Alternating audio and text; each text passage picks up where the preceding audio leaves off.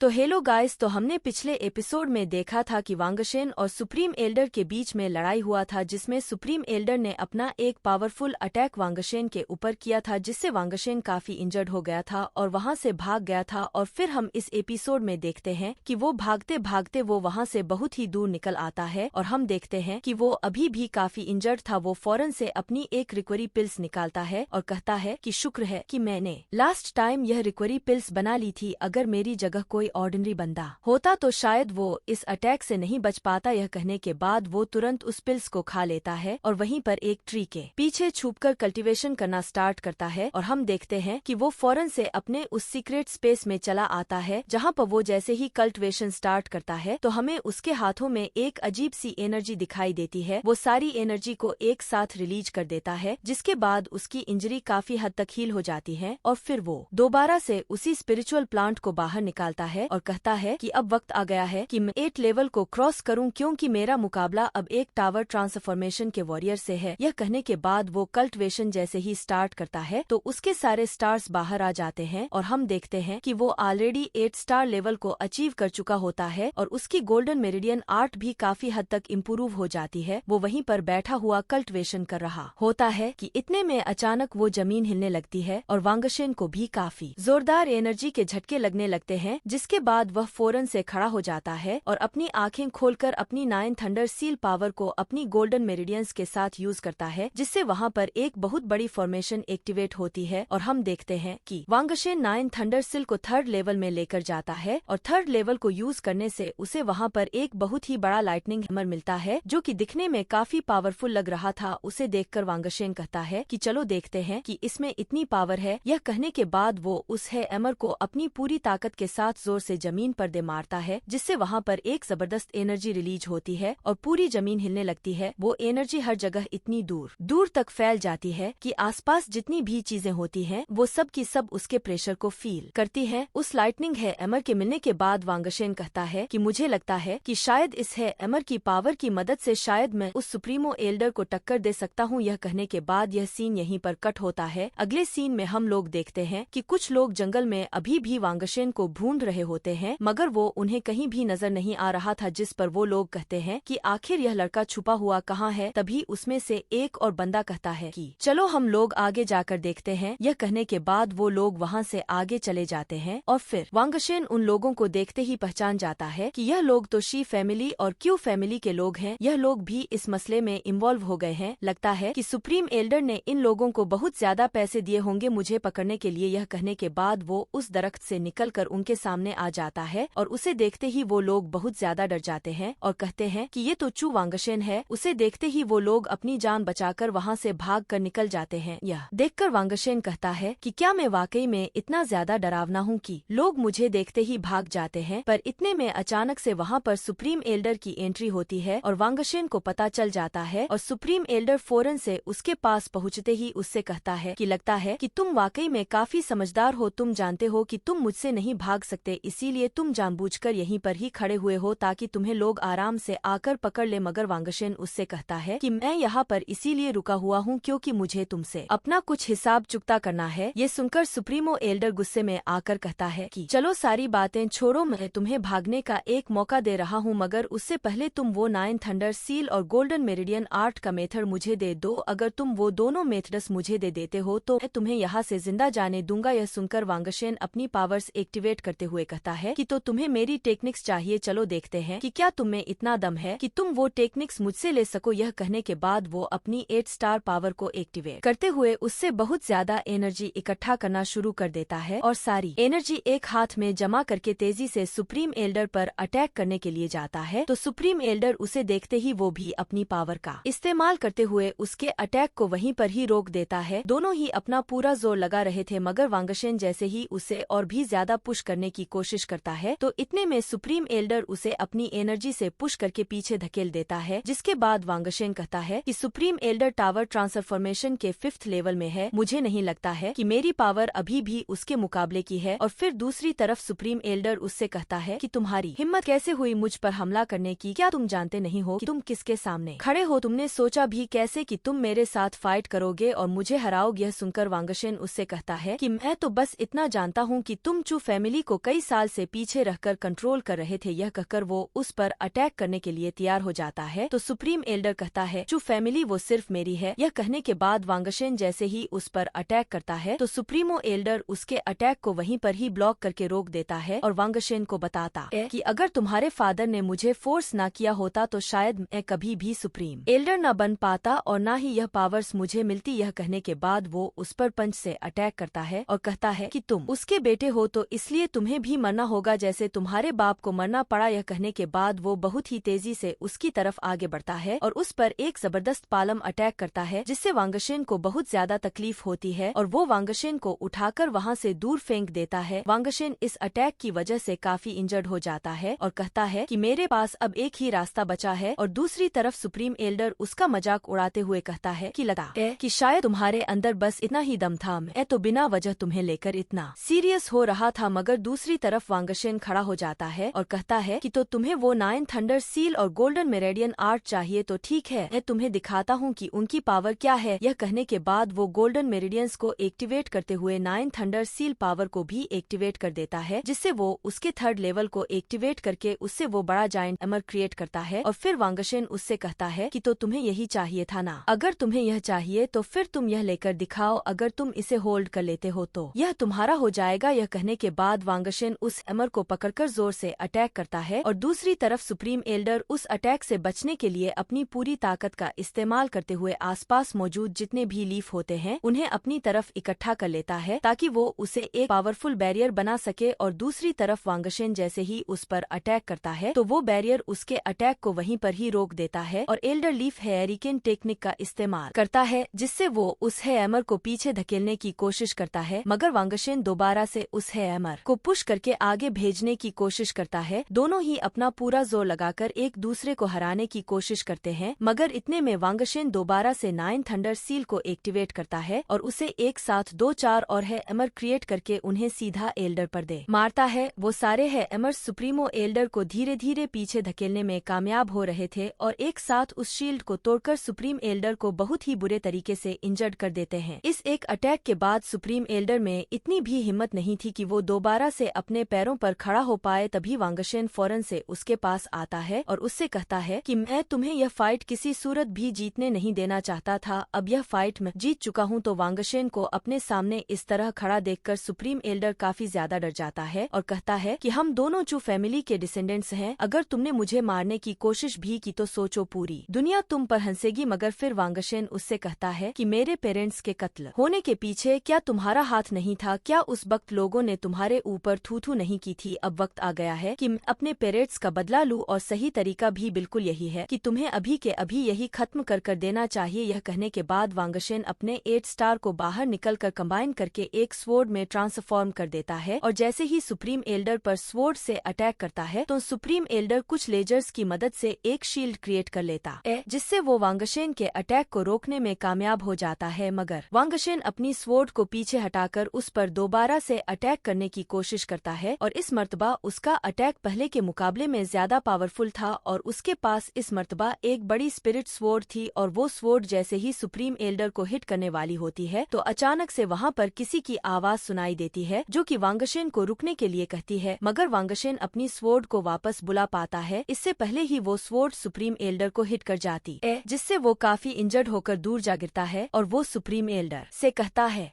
कि अब मेरे पेरेंट्स का हिसाब किताब बराबर हो गया है। मगर हम वहाँ पर एक और एल्डर को देखते हैं जो कि सीलिंग एकेडमी का मास्टर होता है, उसका नाम टियान केजी होता है। वो सुप्रीम एल्डर की हालत देखता है कि वो बिल्कुल मरने पर आ गया है तो वो मास्टर गुस्से में आकर वांगशेन से कहता है कि क्या तुम्हें मरने का शौक है? तो वांगशेन उस मास्टर को देखकर कहता है कि यह तो 9 डिंग लेवल में है और यह सीलिंग एकेडमी का मास्टर भी है। और टियान केजी उससे कहता है कि चलो मेरे साथ मेरी एकेडमी में चलो। मगर वांगशेन कहता है कि यहाँ पर जो कुछ भी हुआ है उसका सीलिंग के साथ कोई लेना देना नहीं है। मगर वो एल्डर कहता है कि तुम्हारा यह सुप्रीम एल्डर मेरा दोस्त है और चू किंग वो मेरा डिसाइल है, उसने अपनी कल्टिवेशन को सीलिंग एकेडमी में ही सीखा है, तो मेरे ख्याल से तुम्हें मेरे साथ चलने में कोई प्रॉब्लम नहीं होनी चाहिए क्योंकि तुमने न सिर्फ मेरे ओल्ड फ्रेंड को मारा है बल्कि मेरे डिसाइल को भी हर्ट किया है। यह कहकर वो उस पर जैसे ही एनर्जी थ्रो करता है तो वांगशेन अपनी 9 थंडर सील का इस्तेमाल करते हुए उस है एमर को जनरेट करके उस पर जैसे ही अटैक करता है तो वो वो है एमर उन सारे एनर्जी अटैक को वहीं पर ही रोक देता है। यह देखकर टियान केजी वांगशेन से कहता है कि तुम मेरे आगे लड़ने की कोशिश मत करो, तुम्हारा कोई भी अटैक मेरे खिलाफ काम नहीं आएगा। यह कहने के बाद वो दोबारा से अपने हाथों से एनर्जी जनरेट करता है और जैसे ही वो एनर्जी उस है एमर की तरफ थ्रो करता है तो वो है एमर पूरी तरह से डिस्ट्रॉय हो जाता है और वो एनर्जी वांगशेन को जाकर पकड़ लेती है, जिससे उसके चारों तरफ एक पावरफुल डोमन बन जाता है और वांगशेन उसके अंदर अपनी पावर को यूज नहीं कर पाता है और